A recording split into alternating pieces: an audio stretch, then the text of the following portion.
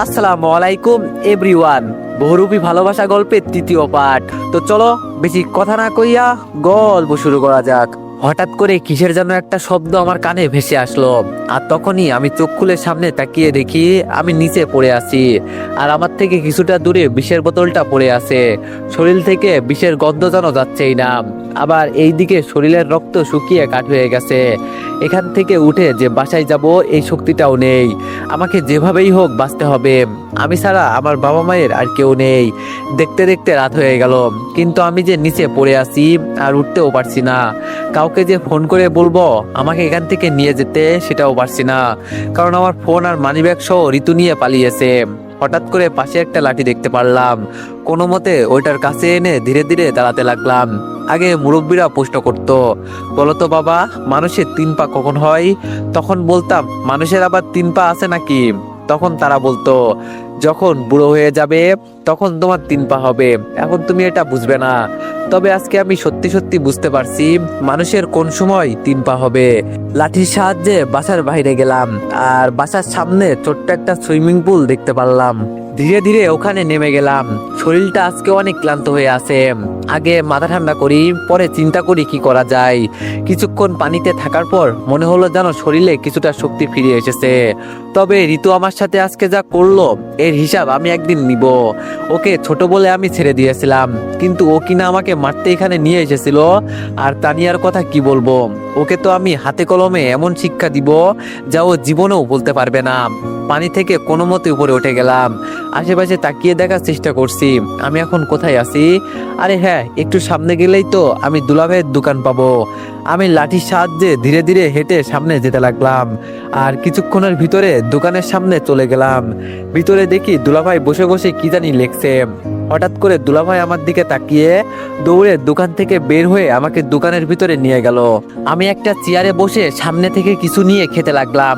দুলাভাই আমাকে প্রশ্ন করলো, তোমার শরীরে যে এত আঘাত কেন? আর দেখে মনে হচ্ছে তোমাকে কেউ মেরেছে। আমি একটু পানি খেয়ে শান্ত হয়ে বসে বললাম, মানুষে আমাকে আর কি মারবে বলেন, আমাদের ঘরের ভিতরেই তো শত্রুর অভাব নেই। দুলাভাই আমার দিকে তাকিয়ে বলল, কি বলছো এসব তুমি? আমি বললাম, আমাকে আর কেউ মারে নাই দুলাভাই, আজকে আপনার মেয়ের জন্য আমার এই অবস্থা। এত ভালোবাসি আমি তানিয়াকে, কখনো ওকে আমি বাজে নজরে দেখি নাই। ও আমার বড় বোনের মেয়ে, আমি কি ওর কোনো ক্ষতি করেছি? এরপরও ও আমাকে আজকে মারতে নিয়ে গিয়েছিল। ভাগ্য ভালো যে বেঁচে ফিরেছি। দুলাভাই বলল, কি করেছে আমার মেয়ে, আমাকে একটু বুঝিয়ে বলো। আমি এক এক করে দুলাভাইকে সবকিছু বললাম। সবকিছু শুনে দুলাভাই বলল, এতটা খারাপ হয়ে গেছে আমার মেয়ে যে কিনা তার মামাকে মারতে গিয়েছিল। আর ঋতুকে আমি ভালো মেয়ে মনে করতাম, আর ও কিনা। আমি বললাম, বাদ দেন দুলাভাই, এখন আমি আর এইসব শুনতে চাই না। দুলাভাই আমাকে ধরে বলল, হাসপাতালে চলো, এখন তোমার ট্রিটমেন্টের দরকার।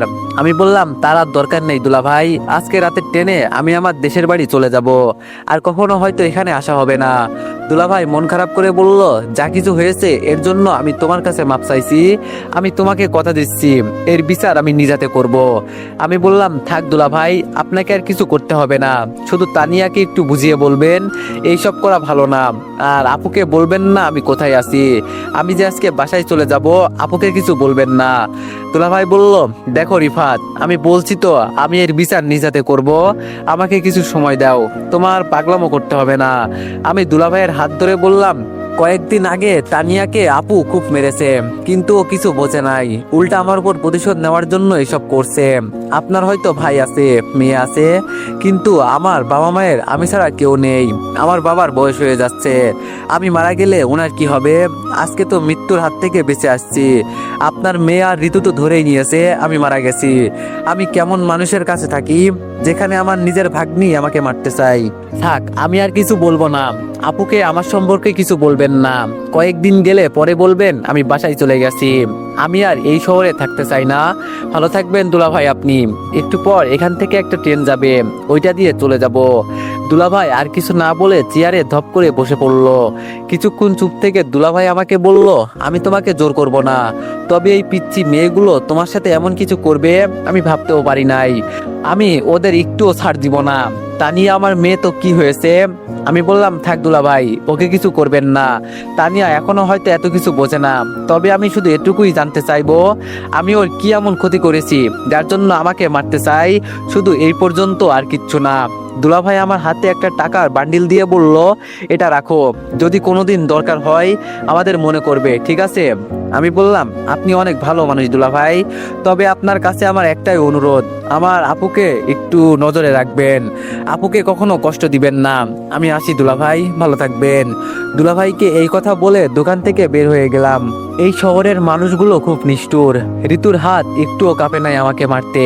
আর কিছুক্ষণ আমি চোখ খুলে রাখলে ও হয়তো আমাকে জায়গায় খুন করে দিত। যাক, যা হয়েছে এখন আর এত চিন্তা করে লাভ নেই। তবে সময়ের সাথে আমি এর হিসাব সুদে আসলে বুঝিয়ে দিব। ধীরে ধীরে হেঁটে স্টেশনে চলে গেলাম। ট্রেন আসতে আরো 20 মিনিট বাকি আছে। কাউন্টারে গিয়ে একটা টিকিট কেটে নিলাম। কিছুক্ষণ অপেক্ষা করার পর ট্রেন চলে আসলো। অবশেষে তাহলে আমি আমার বাড়িতে চলেই যাচ্ছি। কতদিন পর বাবা মাকে দেখবো, ভাবতেই মনটা ভালো হয়ে গেল। আমার জীবনে কি আছে কি নাই তা নিয়ে ভাবি না। বাবা মা আমার কলিজার টুকরো। আমার এখনো মনে হয়, আমাকে যখন সাপে কামড় দিয়েছিল তখন আমাকে হাসপাতালে নিয়ে যাওয়ার মতো টাকা ছিল না আমার বাবার। তখন আমার বাবা নিজের শরীরের রক্ত বিক্রি করে আমাকে চিকিৎসা করিয়েছে। আম্মুর কথা আর কি বলবো, যিনি সবসময় আমার পাশে ছায়ার মতো পড়ে থাকতেন। কি আছে আমার জীবনে? সারা জীবন কাজ করব, তাও বাবা মাকে শান্তিতে রাখবো। সিটে বসে কখন যে ঘুমিয়ে গেছি বলতেও পারি না।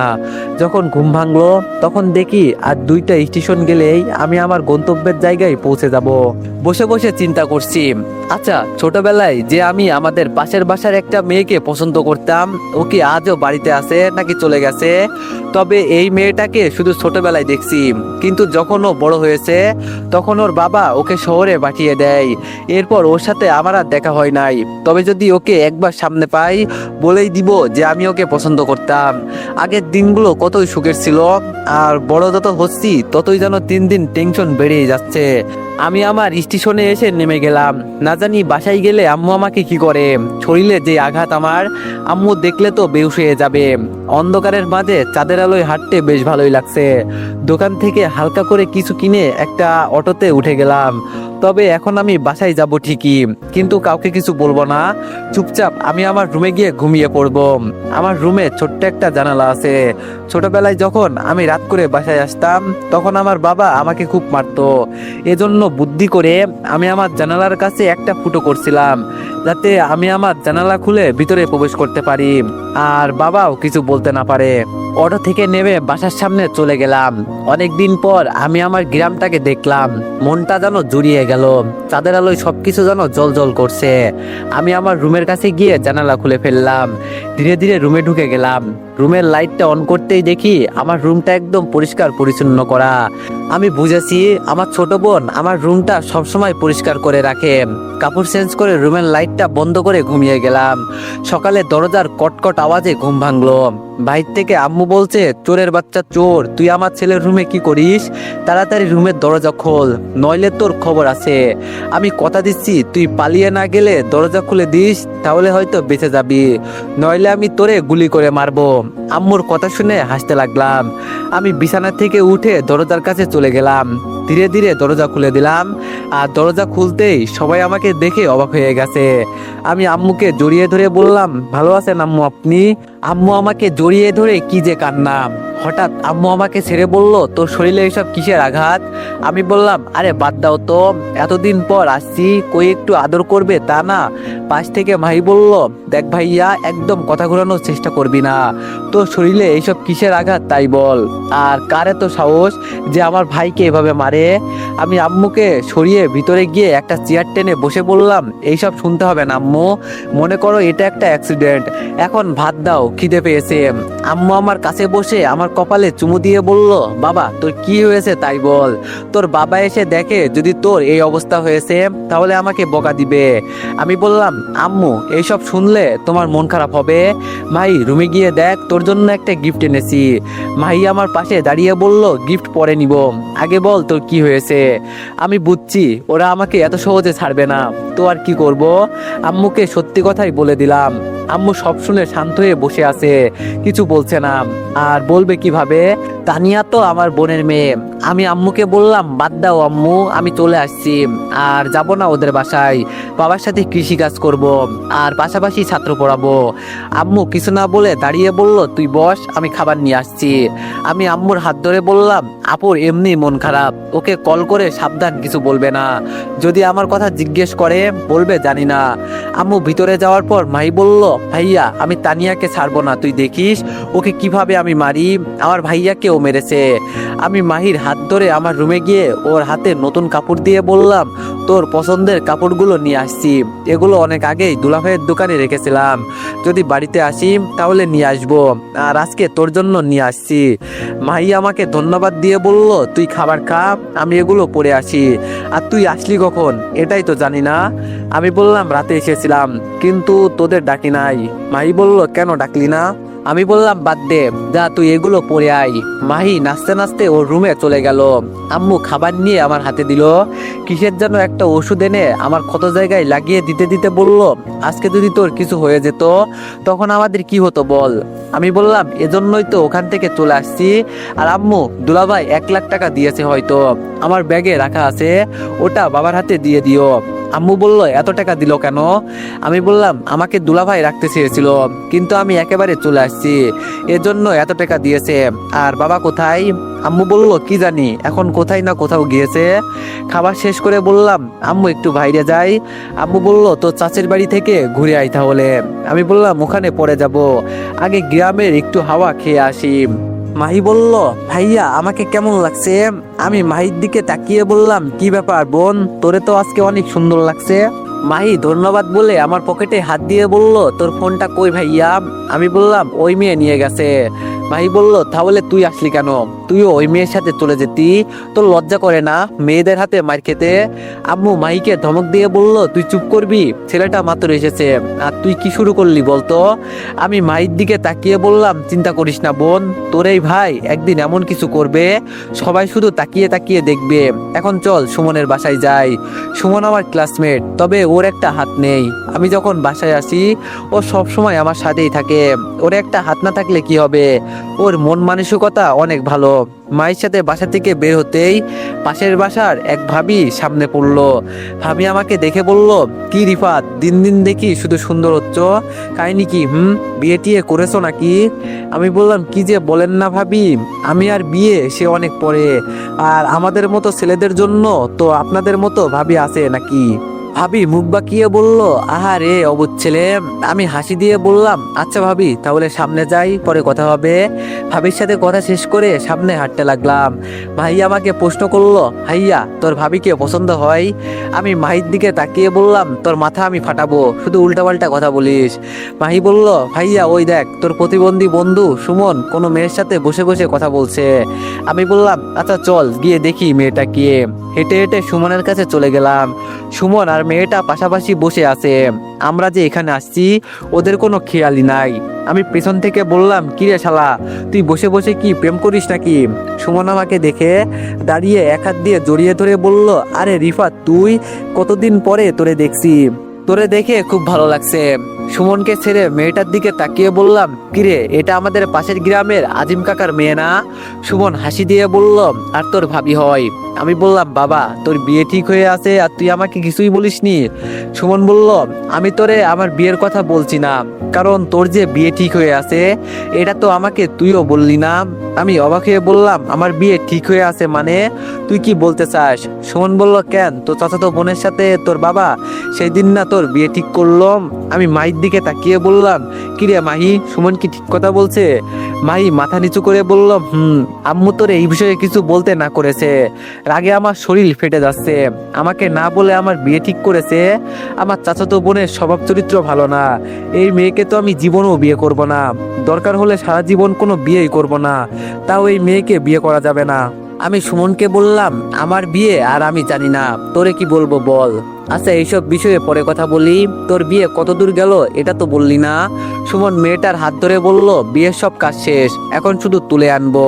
আমি মেয়েটাকে উদ্দেশ্য করে বললাম তুমি তো জানো আমার বন্ধুর আগে থেকে একটা হাত নেই, বিয়ের পর তুমি ওর সাথে থাকতে পারবে তো? মেয়েটা আমাকে বলল ও হয়তো আপনার বন্ধু হতে পারে, কিন্তু আমি ওর বিয়ে করাবো, আর আমি আমার স্বামীকে ছেড়ে কোথায় যাব? আমি একটা হাসি দিয়ে বললাম, পারফেক্ট একটা মেয়ে পেলি তুই। আচ্ছা তোরা কথা বল, আমাকে এখন বাসায় যেতে হবে, বাবা হয়তো চলে আসছে। সুমন বলল, আমাদের বাসায় চল, এতদিন পর আসলি আর আমাদের বাসায় যাবি না? আম্মু তোরে দেখলে খুব খুশি হবে। আমি বললাম, অন্য একদিন যাব সুমন, বাড়িতেই তো আছি, দেখা তো হবেই, মাই চল। রাস্তা দিয়ে হেঁটে যেতে যেতে মাইকে বললাম, তুই আগে বাসায় চল, আমাকে না বলে বাবা আমার বিয়ে ঠিক করে ফেলে, আর তুই কিছুই বলিস না, আজকে বাসায় গিয়ে তোরে বানাবো। মাহি মুখ বাঁকিয়ে বলল, বাবাকে কিছু বলতে পারবে না, আসছে আমাকে মারতে। আমি বললাম, তুই আমার বোন নাকি শত্রু? মাহি বলল, তোর যেটা মনে হয়। এখন কথা না বলে বাসায় চলতো। মাহি আর আমি বাড়িতে চলে আসলাম। বাড়ির ভিতরে গিয়ে দেখি বাবা সহ আমার চাচাতো ভাই রাসেল চেয়ারে বসে আছে। বাবা আমাকে দেখে আমার কাছে এসে আমাকে জড়িয়ে ধরে বলল, বাবা তুমি কেমন আছো? আমি বললাম, এই তো বাবা, আলহামদুলিল্লাহ ভালো আছি, আপনি ভালো আছেন? বাবা বলল, আগে ভালো ছিলাম না, কিন্তু এখন তোমাকে দেখে আমার বেশ ভালোই লাগছে। আমি বাবাকে ছেড়ে রাসেল ভাইয়ার সামনে গিয়ে দাঁড়িয়ে বললাম, ভাইয়া আপনি ভালো আছেন? রাসেল ভাই আমাকে দেখে একটা হাসি দিয়ে বলল, এই তো ভালো আছি, তুই ভালো আছোস? আমি বললাম, রাসেল ভাই আমাকে ওনার পাশে বসিয়ে বলল, বস এখানে, তুই, তোর সাথে আমার কিছু কথা আছে। আমি রাসেল ভাইয়ার কথা শুনে ওনার পাশে বসলাম। এবার আমার বাবা বলা শুরু করলো, রিফাত তোরে না জানিয়ে আমরা একটা সিদ্ধান্ত নিয়েছি, সবকিছু ঠিকঠাক আছে, এখন শুধু তুই হ্যাঁ বললেই হবে। আমি কিছু হলেও বুঝেছি আমার বাবা আমাকে কি বলতে চাইছে, তবে আমার জানা মতে বাবা এই বিয়েতে রাজি ছিল না, কিন্তু হঠাৎ করে কি এমন হলো যে বাবা একেবারে হ্যাঁ বলে দিল। বাবা আমার দিকে তাকিয়ে বলল, রিফাত আমি তোরে কি কথা বলছি শুনলি তো? আমি বললাম, কি হয়েছে, আমাকে তো বুঝিয়ে বলতে হবে নাকি? তাহলে না হয় আমি কিভাবে বুঝবো? বাবা বলল, আসলে বাবা আমরা সবাই মিলে তোর বিয়ে ঠিক করেছি তোর চাচাতো বোনের সাথে। ভাবলাম নিজের বাড়ির মেয়ে নিজের ঘরেই নিয়ে আসি, আর আমি জানি তুই আমাদের মুখের উপর কোনো কথা বলতে পারবি না, তাও এখন শুধু তোর বদ প্রকাশের বাকি আছে, তুই কি বলিস? এবার আমি দাঁড়িয়ে বলতে শুরু করলাম, তো এভরিওয়ান, নেক্সট পার্ট খুব শীঘ্রই আসবে।